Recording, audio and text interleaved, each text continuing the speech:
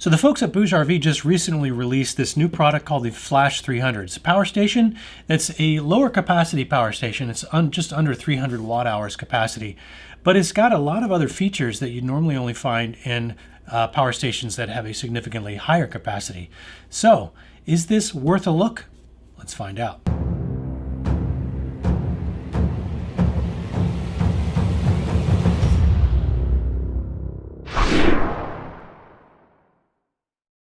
So whenever a company reaches out to me to review a new power station, and I get offers almost daily to do this, I really don't have time, as I think I mentioned in previous videos, to do all these, and I really don't have the desire to do that either. But what I am looking for are things that are different than things that I have reviewed before.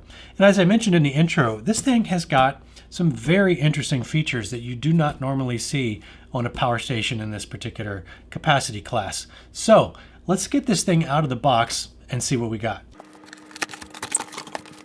All right, as usual, the typical BougeRV user manual. And just like all of the other BougeRV products I've looked at, they really do a nice job on the user manual. And I'm sure this is no exception. You can tell a lot about a company about the time and attention they put into a quality user manual. So we've got an Anderson connector to an MC4 connector. So that's nice. If you've got solar panels with MC4 connectors, I'm guessing this power station has an Anderson input for solar. We have got a 12 volt car adapter to Anderson. All right, and then we got a standard AC cable. No need to get that out of the bag, just kind of a typical computer AC cable. Now, I will say this design is really kind of unique. It looks like it's got a wireless charger on the top, so that's very cool. But again, not something you commonly see in the 300 watt category. Go ahead and take this cover off.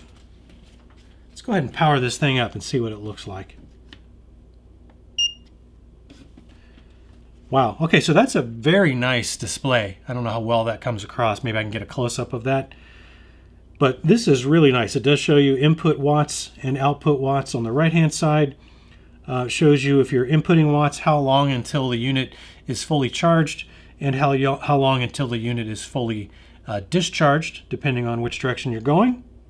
So that's very nice. And of course, your overall charge percent, nice big number there. That's the biggest number on the display. I'm just real impressed with how wide and clear and bright that display is. That's very nice. On the DC output side, you've got your standard car charger. There's the Anderson connector on the bottom for solar, and if you're charging from the car connector as well. And then there's a couple of DC 5521 ports here.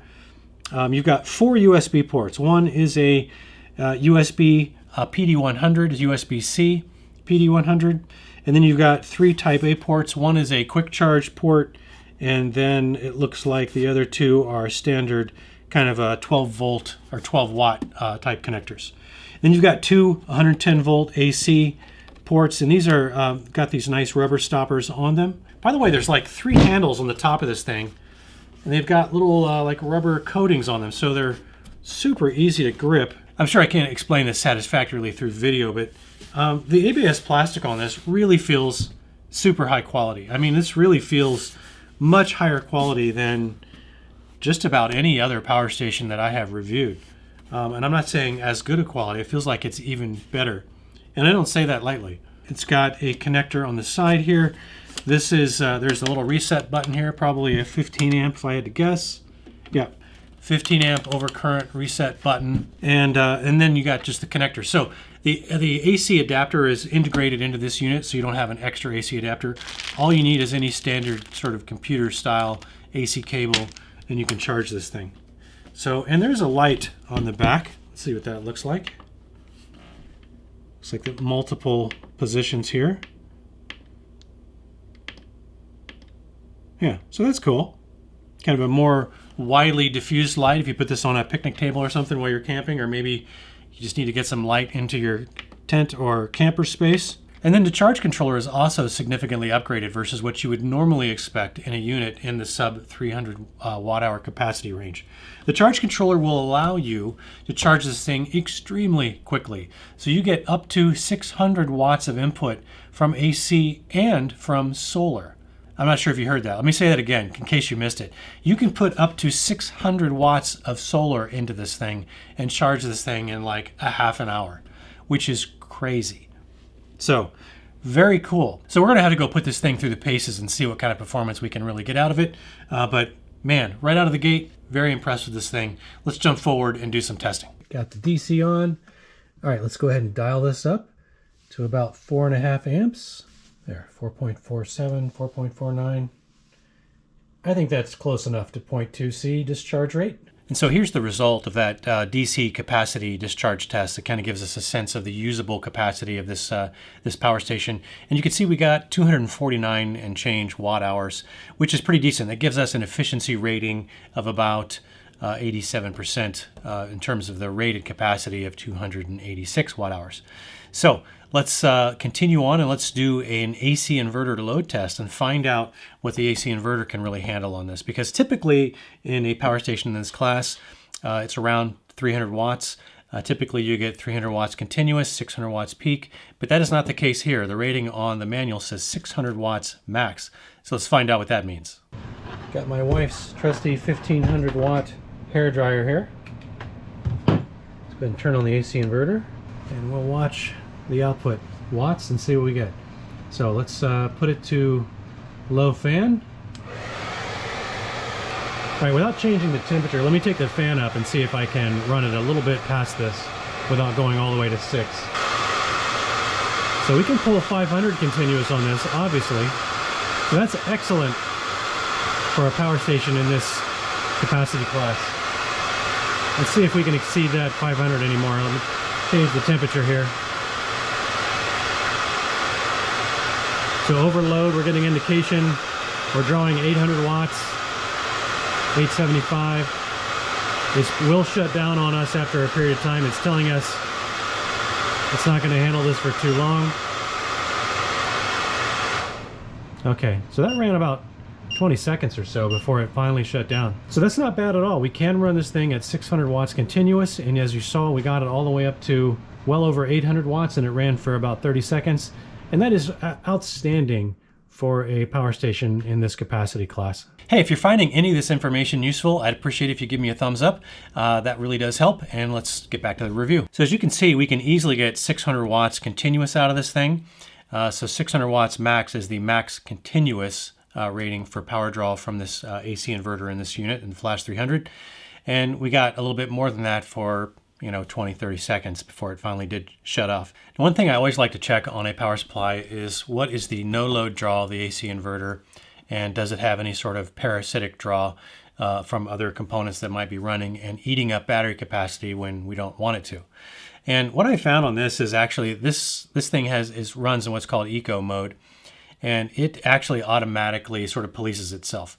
So how eco mode works is if there is no power draw in or out, and that means the AC inverter is off, nothing is plugged in, nothing's going in, nothing's coming out, within 5 minutes, it's going to go ahead and just shut itself off. So that keeps you from draining the battery unexpectedly through some other parasitic draw. So how eco mode works for the USB ports is if over the course of an hour, you never have anything more than 3 watts being drawn or less than 3 watts being drawn over an hour, it will go ahead and shut off the unit if that's the case. And in the case of the DC and AC outputs, if you have less than 5 watts being drawn over a 1 hour period, it will go ahead and shut off. So that's something you need to keep in mind if you have a very low watt draw type device, or you have something that is very intermittent and that it is not going to draw at least 3 or at least 5 watts over the course of an hour, because this thing will shut off on you. So this thing is very quiet, and when the fan does kick on the rare occasion that it does kick on, I've noticed that it is less than 59 dB based on my little phone decibel recorder. So 58, 59 dB, that's pretty quiet. So I didn't find a problem with this thing when the fan was running for it to be noisy or intrusive in any way. Let's talk about price. This thing retails for $399. I think there will probably be a discount code in the description if you want to go down there and check that out. BougeRV often provides me a discount code that works for some period of time. I don't know what that is at the time that I'm filming this, so you'll have to just go kind of check that out and see. But it does list for $399, and it has a 1-year warranty. Now the battery chemistry on this particular power station is lithium NMC, which is basically the same battery chemistry you get in a Jackery. And this is rated to maintain at least 80% of its capacity over the course of 700 full charge discharge cycles. Now that is quite a few years. That's probably upwards of 8 or 10 years, depending on how you use the unit. Now another compelling standout feature for the Flash 300, and one that you do not typically see in a power station in this capacity class, is the amount of DC input that you can put into this. You can put 600 watts of solar input into this if you wire it up correctly. Now to do that, you would actually have to wire 4 200-watt panels and into 2 separate sets in series, and then wire those 2 series sets in parallel. Now, if that sounds all very complicated, you know, it is a little bit difficult to explain in a short video like this, and I think I will be doing another video to talk about series and parallel wiring, so stay tuned for that. So we're not going to get into that in any detail in this video, but be aware that you can put in up to 600 watts of solar in this thing, which is significantly more than you can put into something like a Jackery Explorer 1000. So let's go take a look at some solar tests that I did on this thing and kind of just see how that went. All right, let's have a little fun with this Flash 300. I've got a 200 watt panel from BougeRV, rigid panel obviously. I've got a 200 watt panel from All Powers. Now they have similar specs in terms of their voltage output, maximum voltage and maximum amperage. All right, it's very easy to wire these in series. Basically, what we're going to do is we're going to take the positive from one panel and the negative from the other panel, and we are going to connect them. And that gives us then a remaining positive and negative cable here that we then connect to our adapter. So our adapter will allow us to put these MC4s right in here, and now we have 2 200 watt panels connected in series, and they output to an Anderson connector that I can then connect to my Flash 300. So let's see how we do. Hopefully this will show up. All right, so we are getting a total of 217 watts right now, input from our 2 panels. And I guarantee you that's already better performance than we're going to get out of the Jackery 1000. I've got 1 panel hooked up in here with MC4 adapter to Anderson, and I am capping out at about 105 watts of input into the Jackery Explorer 1000, if you can make that out. Hopefully you can. 104, 105 watts output. Let's take that same connector right now, and we're going to put it into the small Flash 300 here and see how that does. So the MPPT charge controller is trying to find the maximum power point right now, and it will eventually settle. We are getting 132 watts on the Flash 300, and we were only getting 105 watts from the same connection on the Explorer 1000. So I'm embarrassed for you, Jackery. Getting your butt handed to you by a power station 1/3 your size. All right, let's talk about the pros and cons as I see them. So let's first talk about the pros. There is no AC charge brick in this thing. It's completely integrated. In fact, all you need is a computer style cable to plug that in there, and you can plug it without having an extra AC charge module. And I think that's fantastic. I mentioned fast charge. You can go from 0 to 90% in about 30 minutes. You can go from 0 to 100 in approximately 45 minutes. So that's outstanding to be able to fully charge this thing, and from solar as well if you put enough solar panels on this thing. It really is very impressive. Now another pro for me is build quality. It was clear when I took this thing out of the box just by touching it, putting my hands on this thing. At least on the outside, the materials this thing is made of are top notch, and I would venture to say that this thing, at least the external materials, are of better quality than any other power station that I have reviewed to date. And I don't say, as I mentioned, I don't say that lightly. I actually really believe that. So if build quality is important to you, I think this thing is outstanding in that category. Now, I also like this large multicolor display. I find this display to be one of the best that I have seen in terms of the information you get and just the quality and resolution of the display. I think it's an outstanding display. Now, I like the fact that this MPPT charge controller in here can handle up to 600 watts of DC input. Now, it does have a 45 volt max and a 25 amp max. So you do need to be cognizant of that when you're designing your solar configuration to put into this thing. Now, another pro with this thing is obviously the upgraded AC inverter. It handles 600 watts continuous. Now, this is a pure sine wave inverter, not a modified sine wave inverter. So this is the one that you want, not the one that you don't. And it handles peak watt surges up to around 1200 watts and doesn't shut off instantly, but gives you a few seconds and then it comes down. It can be 20 or 30 seconds depending on the watt input. But I think the inverter capacity of this thing, again, is something that you typically don't find in a power station in this particular capacity range. And last on the pros list for me is that it does support pass-through charging, both AC and DC. So whether you're charging this with solar or charging this through AC, you can actually power devices AC and DC with it at the same time. And as I've said before on this channel, some power stations don't do that. The RockPals in particular is one that often allows you to only do pass-through with DC, but not through AC if you also happen to be charging the. Now let's talk about the cons. Now, one of the things that I mentioned earlier is the eco-modalness and how this thing shuts down if it doesn't get a certain amount of watt input within a certain time frame.